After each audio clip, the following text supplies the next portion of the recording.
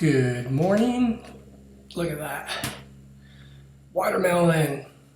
This was locally grown. And as you can see, it has the seeds. I don't know if it's organic. From what I understand, it is, but it does taste really good. I mean, it's not certified organic, but that doesn't necessarily mean it hasn't been grown in a sustainable manner. I know it comes from a small farm. So, I'd like to talk about a video I watched by McDonald, the liferegenerator. He posted it, I don't know if he posted it yesterday, but I saw it listed yesterday. I will not promote cooked food to get more views. I don't know if you saw that video or not, but I mean, Dan McDonald's I would think he's an elegant speaker. And I mean, the words just roll off his tongue naturally, and he talks in a manner that seems extremely intelligent, sophisticated, and he's convincing. But I found a flaw in his argument that I would like to bring up here about cooked food. So he begins stating that if I were promoting cooked food, I would be promoting the potential of health problems. Now that statement seems pretty straightforward, and it is, except he's very general on cooked food. Like, what exactly does he mean by cooked food? Is he talking about all cooked foods? Like, is a deep fried chicken nugget the same as steamed broccoli? Well, in this statement, cooked food is basically, I'm getting the impression he's talking about all cooked food. Now, let's go to his thesis, and this is where I really see a flaw in his thinking. The human organism is a living organism and thrives off other living organisms for its existence. When we apply heat to the living organism, we destructure the information, the energy, the enzymes, the living water, the living fiber, the living minerals, and the electrons. No longer does that food produce harmony within the body.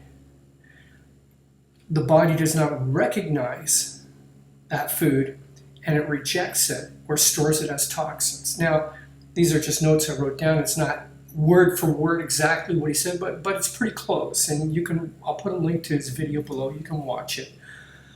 What he is saying in a nutshell is that when you heat food, you are destructuring it to a point that the body cannot recognize it and therefore will reject it or store it as toxins. And so the assumption being that consequently, this will result in health problems later on in life. But what are we talking about when we're talking about destructuring food? And is this really true? Are all cooked foods rejected by the body or not recognized by the body and is stored as toxins? I think there's evidence to prove to the contrary, but first let me begin with the flaw of this argument. If the argument is based on the fact that heating food destructures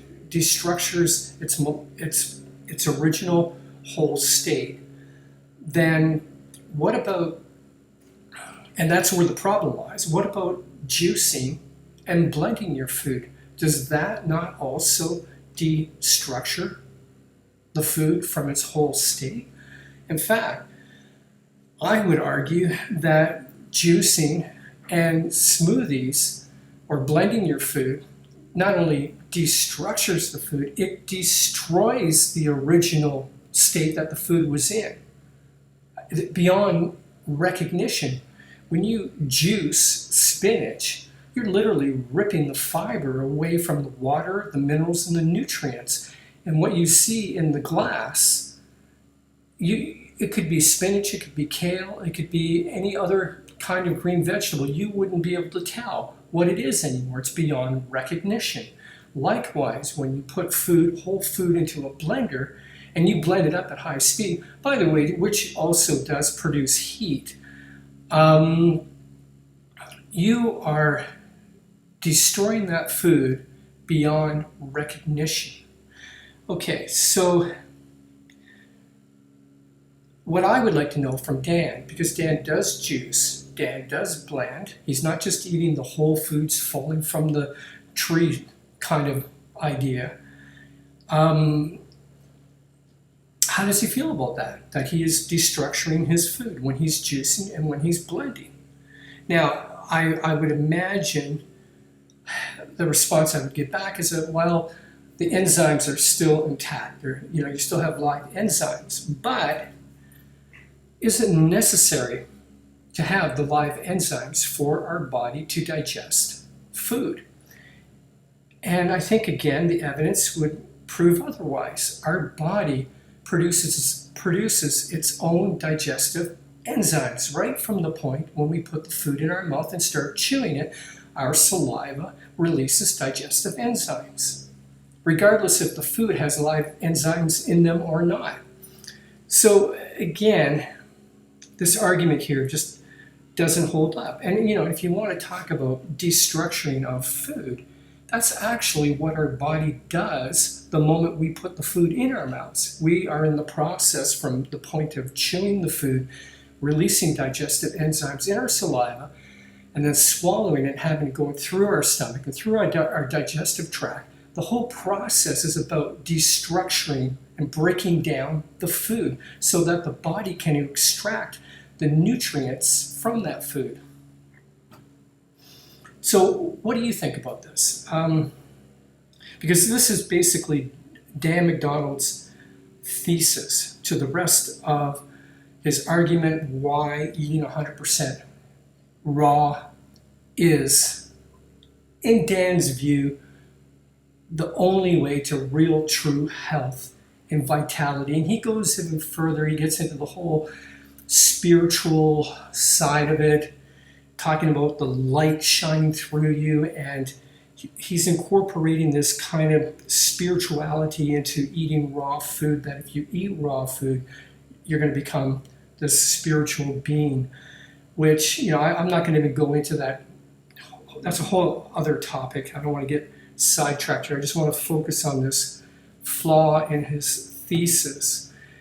And so let's now look at cooked food. I agree with Dan that frying a hamburger on a barbecue or deep frying chicken nuggets is definitely toxic. The high level of high heated fats in and of itself is toxic to the body. And just the fact that meat or animal products themselves, an overconsumption of animal products, is unhealthy for the body. No argument there. But what about steaming vegetables?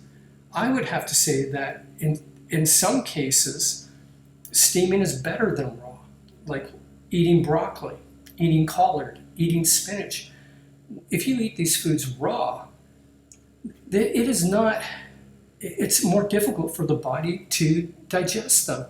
It's actually better to steam them. Steaming is almost a form of pre-digesting, just like juicing is pre-digesting and blending is pre-digesting. I have kale smoothies, and the reason why I blend kale is because eating it in its whole state raw is too difficult. My body has a hard time digesting it. So blending is a form of pre-digestion, and so is steaming.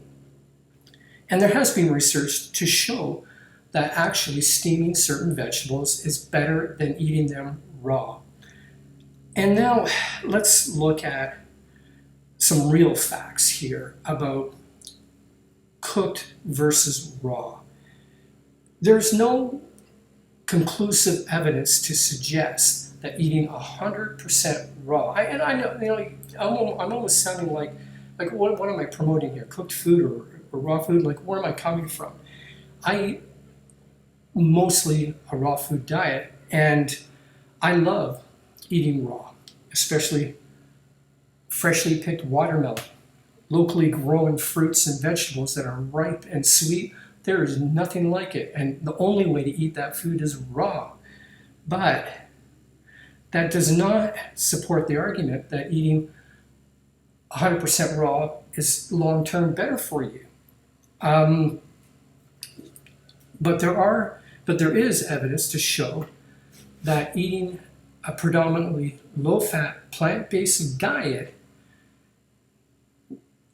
which includes cooked food, is actually quite healthy for you. And two books that I would say more or less verifies that fact is Healthy at 100 by John Robbins, where John Robbins is documenting 4 different cultures throughout the world that have been around for centuries, where the average lifespan is about 100 years old, and the people live healthy, vibrant lives. They don't suffer the degenerative diseases that we know here in the West, and they eat cooked food.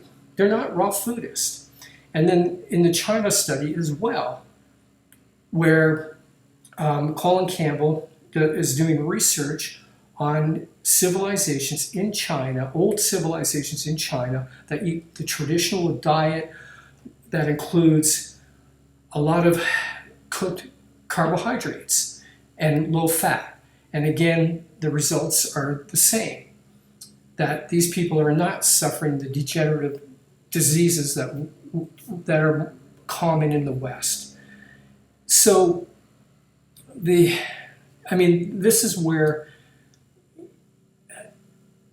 as an individual, you got to think critically here, because as much as I love eating raw food, and I believe it is really healthy and beneficial for you, I don't embrace the raw foodist ideology, because I think it's flawed on many levels.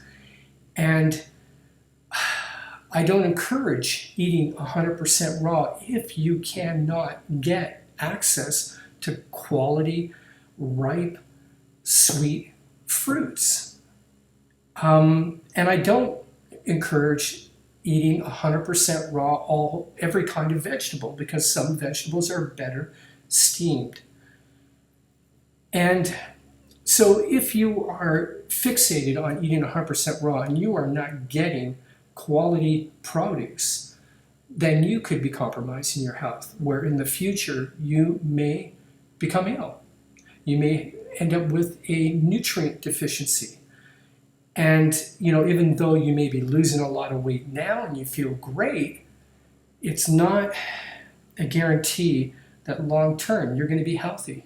Because if you are deficient, eventually that's going to show up in your health.